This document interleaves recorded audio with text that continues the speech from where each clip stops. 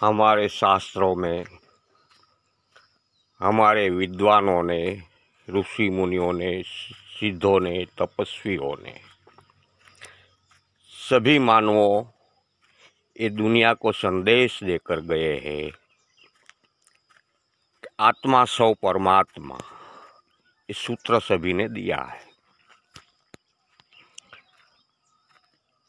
बहुत सोच समझकर इन लोगों ने आत्मा सौ परमात्मा का सूत्र ये दुनिया के सामने रखा होगा।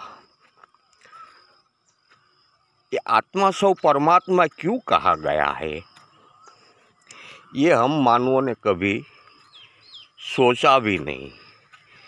इसके बारे में हमने कभी मनन मंथन भी किया नहीं है। हम तो सिर्फ बातें करते रहते हैं, सुनी सुनाई और पढ़ी हुई बातों से, सत्संगों की बातों से कि हर आत्मा परमात्मा का स्वरूप है। लेकिन क्या कभी कोई मानव ने ये सोचा कि हर आत्मा परमात्मा का स्वरूप क्यों कहा गया है? बहुत ये मनन मंथन का विषय है, बहुत ये गहरा विषय है, इसमें कोई शक नहीं है। आज मैं आत्मा सौ परमात्मा क्यों कहा गया, इसके बारे में मैं ज़रा आपके सामने एक गूढ़ रहस्य खोल रहा हूँ। देखो, कुदरत ने इस सृष्टि का निर्माण किया। इसके बाद ब्रह्मा जी, विष्णु जी, महेश जी तीनों ने इस सृष्टि चलायमान के लिए पंचतत्व का पुतला बनाकर, लक्ष्य राशि की योनि बनाकर, अनेक प्रकार का अलग अलग पुतला बनाकर उनकी रचना किया। किस आधार पे उन लोगों ने रचना किया कि योग बल की तपस्या के आधार पर उन लोगों ने इस सृष्टि का चलायमान रहे। इसी कारण से पंचतत्व का पुतला बनाया, जो अनेक प्रकार का, जिसको लक्ष्य राशि कहा जाती है, बनाकर इस सृष्टि में चलायमान किया, सृष्टि चलाने के लिए। तो कुदरत ने जो तपस्या करके किया, ब्रह्मा विष्णु महेश ने जो योग बल के अधीन किया, मानसिक संकल्पों छोड़कर ब्रह्मा जी ने एक पंचतत्व का पुतला बनाया। सिर्फ मानसिक संकल्पों छोड़कर, योग बल के अधीन। तो वो कब बना पाए कि उसने हजारों वर्ष तपस्या किया, इस शरीर का विज्ञान का उजागर किया, इस 7 प्रकार का शरीर उसने डेवलप किया, तब ये सभी चीज़ें उनसे संभव हुआ। लेकिन तपस्या करके योग बल के अधीन उसने पंचतत्व का पुतला मानसिक संकल्प छोड़कर बनाया। और उसने कोई भी शक्ति उसने उसी के पास रखी नहीं है, सभी ये मानव योनि को अर्पित कर दिया है। मानव शरीर में ठास ठास कर भर दिया है सभी प्रकार की शक्तियाँ। इसमें से ये एक शक्ति, प्रजनन शक्ति, जो 100% जागरूक अवस्था में रख दिया है। तो क्या हमने कभी सोचा कि ये शक्ति कौन सी है जो ब्रह्मा जी ने वर्षों युगों तक योग साधना करके उनके शरीर की ऊर्जा को 7 शरीरों में परिवर्तन करके, 7 शरीर का विकास करके सृष्टि का मालिक बनकर, मानसिक संकल्पों छोड़कर उसी ने पंचतत्व का पुतला बनाया, जो आज हम मानसिक संकल्पों छोड़े बिना, योग बल की तपस्या के आधार बिना, एक नर नारी के बूंद से एक ऐसा ही एक पुतला बना रहे हैं। देखो, कुदरत ने हमारे मानव जाति पर कितना रहम किया है, कितनी अद्भुत शक्तियों अर्पण कर दिया है, ये हम कभी सोचते ही नहीं है। ये हमारी मानव जात की बहुत बड़ी एक दुर्भाग्यपूर्ण खासियत कहा जाए। सोचना चाहिए इसके बारे में। अगर हम मानते हैं कि ये शरीर नया पुतला पैदा करता है, नर नारी का शरीर मिलकर एक नया पुतला पैदा करता है, तो ये गलत हमारी सोच है। शरीर का माध्यम जरूर लिया गया है। कोई भी नई चीज़ को सर्जन करने के लिए पृथ्वी तत्व के बिना कोई चीज़ नई सर्जन हो ही नहीं सकती है इस सृष्टि में। इसलिए पृथ्वी तत्व का माध्यम जरूर लिया गया है। शरीर का माध्यम मशीन की तरह उनका उपयोग किया गया है। शरीर पैदा नहीं करता है, शरीर सिर्फ एक मशीन की तरह उपयोग किया गया है कि नया पुतला पैदा करने का माध्यम बन सकते हैं। अगर शरीर करता है, मान ले कि शरीर करता है, तो शरीर के अंदर का जब अदृश्य शक्ति बाहर निकल जाती है, तो नर नारी का दोनों का शरीर डोरी से बांधकर, साथ में डोरी को बांधकर रख दो, सड़ जाएगा, कुछ नहीं होगा। ये सोचना चाहिए हमें। अगर शरीर करता है तो अंदर से जो अदृश्य रूप में शक्ति शामिल है वो निकल जाती है, तब शरीर क्यों नहीं कर सकता।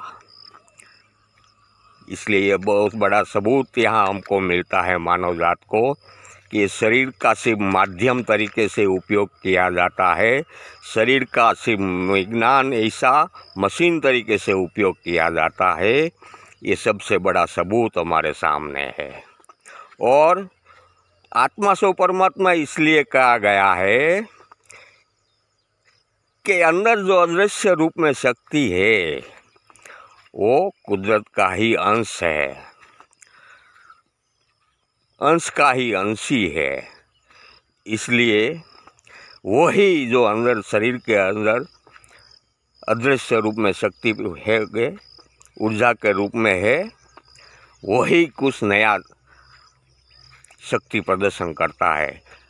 वही एक नर नारी के बोन का पृथ्वी तत्व का उपयोग करके नया निर्माण, नया पुतला पैदा करता है, जो हमारे जैसा ये पृथ्वी इस सृष्टि में संचालन करने वाला होता, पैदा होता है। इसलिए आत्मा से परमात्मा कहा गया है। लेकिन हम मानो ये आत्मा से परमात्मा का सूत्र बोलते हैं, लेकिन उनका भावार्थ जानने का कभी हमने कोई कोशिश किया ही नहीं है, मनन मंथन किया ही नहीं है। आत्मा से परमात्मा यही कारण से कहा गया है कि जो शक्ति कुदरत के पास है, जितने प्रकार की शक्ति कुदरत के पास है, कुदरत ने जो जो शक्ति हासिल किया है वो सभी शक्ति ये मानव के शरीर में अदृश्य रूप में ठांस ठांस कर भर दिया है। लेकिन हम कौन है ये हम भूल गए हैं। मन के ऊपर मैली चादर चढ़ गई है, आत्मा के ऊपर मन ने कब्जा ले लिया है।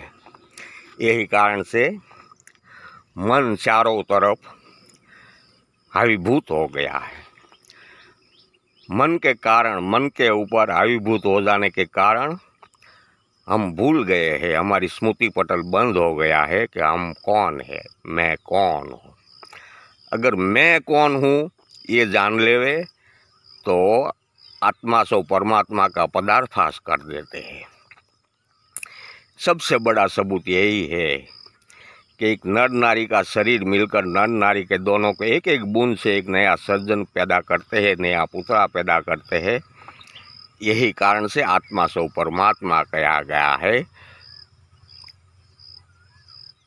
आत्मा वो परमात्मा का ही अंश है, कुदरत का ही अंश है।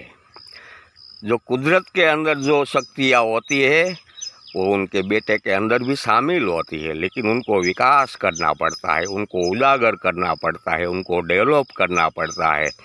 कोई योग साधन का माध्यम लेकर उनको उजागर करना पड़ता है, तब आत्मा परमात्मा में परिवर्तन हो जाता है। आत्मा जब तक अंधकार में है, अंधकारमय जीवन में है, शरीर में मन की सत्ता चलती है तब तक वो आत्मा है। शरीर में मन की सत्ता पलटा देवे, अंधकार में से उजागर में आ जावे, तब वो परमात्मा में परिवर्तन हो जाता है। इसलिए आत्मा सो परमात्मा कहा गया है। ये इसके बारे में हम मानव जात को मनन मंथन करना बहुत ज़रूरी है। इस सृष्टि में मनन मंथन के सिवा कोई हमारे सामने कोई पदार्थाश होता ही नहीं है। जब कोई चीज़ के बारे में हमें गहराई में उतरना है, गहराई में जानकारी लेनी है, गहराई में उनका ज्ञान प्राप्त करना है, तो उनके लिए, मानव जात के लिए मनन मंथन बहुत ज़रूरी है। मनन मंथन के लिए तीनों की मीटिंग करनी पड़ती है। ये तीन कौन है? शरीर के अंदर मीटिंग करनी पड़ती है, और शरीर के अंदर ये तीन चीज़ क्या है? जो एक मन, एक बुद्धि, एक आत्मा। ये तीनों की मीटिंग करके जो मनन मंथन करेगा न, तो उनके सामने सारी प्रकृति का रहस्य धीरे धीरे खुलता जाएगा। अगम निगोचर की बातों उनके सामने उजागर होती जाएगी, और सारे ये प्रकृति का गूढ़ रहस्य भी उनके सामने धीरे धीरे खुलने लगेगा।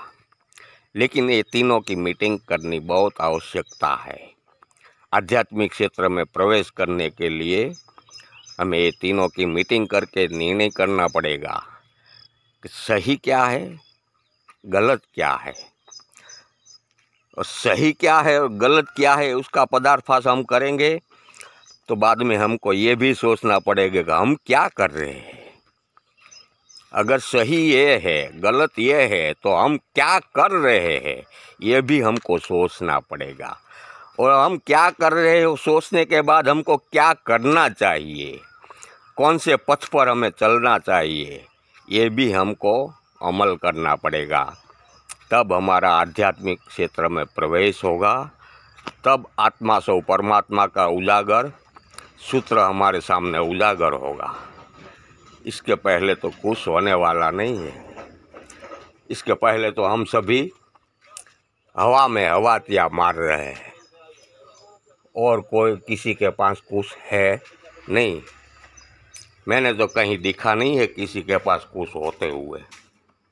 ऐसा भी नहीं है कि सृष्टि में किसी के पास कुछ नहीं है। जिसके पास है वो तो चुपचाप बैठे हुए हैं, मौन धारण करके बैठे हुए हैं। मौन धारण कर लिया है, उसने जान लिया है कि ये सृष्टि में सत्य कहने के समय नहीं है। जो जो सत्य कहने गया है उनको ये मानवों ने उनको दंडित किया है, उनको दोषित किया है। ये शास्त्रों में भी उनका प्रमाण मिलता है। इसलिए मनन मंथन करना बहुत ज़रूरी, गहराई में जाना बहुत ज़रूरी है।